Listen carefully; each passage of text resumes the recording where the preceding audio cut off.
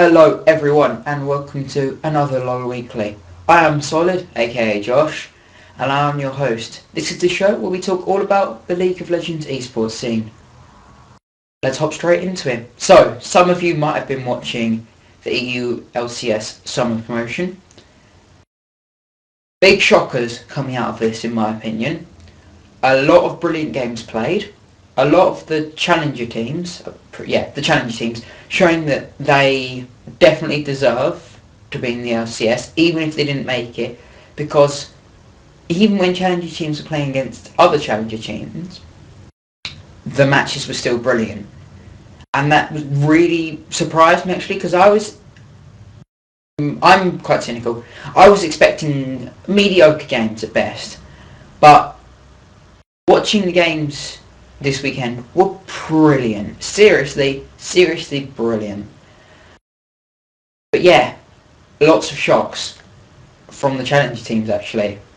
A lot of LCS teams got knocked out, I'll say that now. So, Team Alternate beat Giants. Team Alternate looked very strong in my opinion.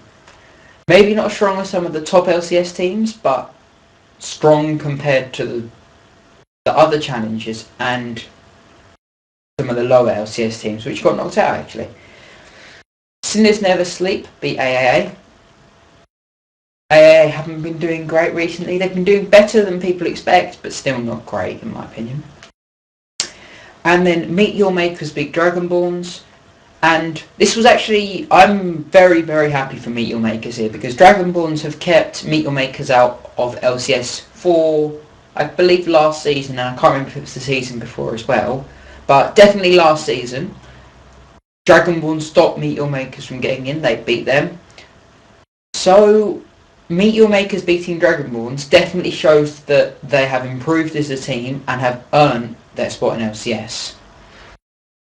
And then, the final match, the only LCS team to keep their place in the LCS was the Copenhagen Wolves. And they beat Samurai and Jeans. I am extremely glad for the Copenhagen Wolves. They are one of my favourite teams in the EU, and they definitely deserve this. They really, recently, have been pulling up their play a lot more, and just being a better coordinated team, and it's definitely showed this weekend. So, congratulations to them, the only EU team to stay in the LCS. Well, apart from the ones who didn't play, but against the challenger teams, they were the only ones to win, which really surprised me. And then, at more LCS next week, we have the North American promotions, which are going to be interesting, because, guys, there's a chance that Dignitas and CLG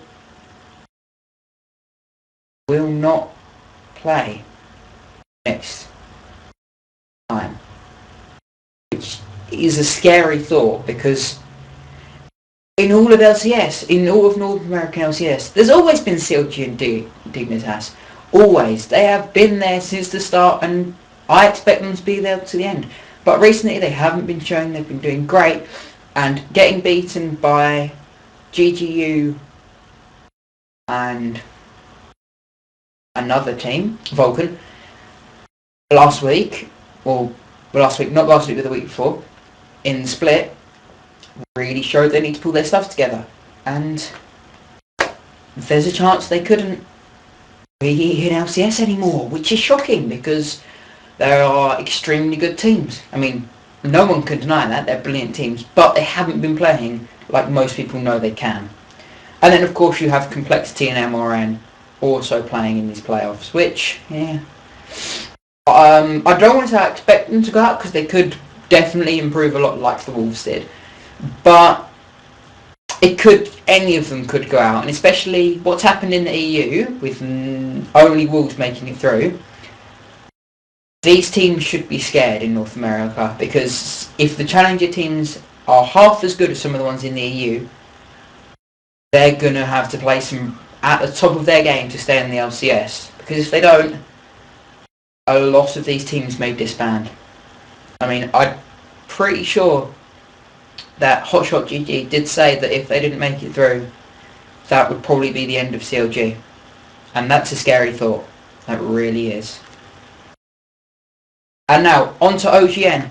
The group stages have finished. I was slightly wrong last week. My apologies. That was actually this week was actually the last week of OGN group stage. But I'm going to just wrap up who made it through. Now, each group was 6 teams. The bottom 2 teams have been removed, and the top 4 are going into the quarterfinals next week. In Group A, SK Telecom Team 1, number 2, because god damn it, on the OGN everyone has long names. They came first, followed up by CJ Etnus Blaze, looking very strong in my opinion. Very, very close between those top 2 teams. I believe there's 1 match in it, 1 or 2 matches in it, which is barely anything, really, considering they played for 6 weeks. It's not really a lot. And then MVP Ozone coming in 3rd, and Nanjing Sword coming in 4th. Honestly, I'm going to put my money on Etnus Blaze in this group. They are so strong at the moment. Talking about CJ Etnus. In Group B, CG Etnus Frost came first by quite well. I don't want to say considerable. I think there's like 3 or 4 matches, but they are so strong right now. Both CG Etnus teams are looking very strong, and I'm just going to say this now. Top 4, either CG Etnus Frost or Blaze. One of the 2. Definitely top 4 in my opinion. If not taking them, one of the teams, all the way to the the finals, in my opinion. Because both teams are looking very, very strong. KT Roster B in 2nd. SK Telecom Team 1. So both SK teams getting through. Always nice to see. And then Nanjing Shield taking 4th. Both Nanjing Shield teams as well. Both Nanjing teams taking 4th. So both of them in by the skin of their teeth. But we only have 1 KT team this year, which is not great. But I think everyone expected it. The way that KT Roster A have been playing recently was not up to the standard that a lot of the other teams are at right now. And that really showed. And now they're out. So no plans for those. And now, the quarter-final matches. I am going to make predictions on these. I feel very, very confident taking predictions on these. So, yeah.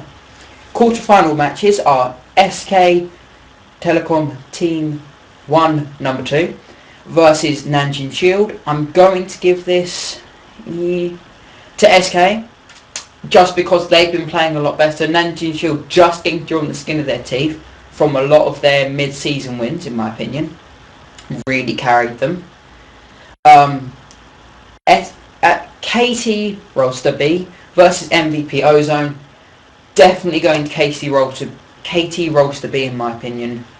They have been, especially with the falling of KT Roster A, have been showing that they are definitely the better KT team, and that they are stepping their game up more and more and more. CJ Blaze versus SK Team 1. I have to give this to CJ Blaze. CJ Etnus Blaze. Wow, that's hard to say. My apologies if I've said that wrong, but you know what I mean. I'm going to have to give it to CJ, because they are looking so strong at the moment. I've already said this.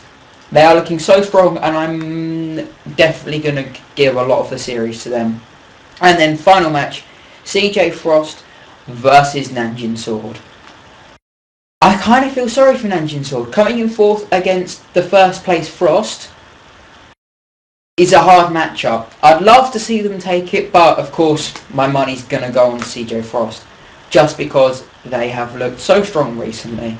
They really have. And that's all that's really happened in the LoL scene.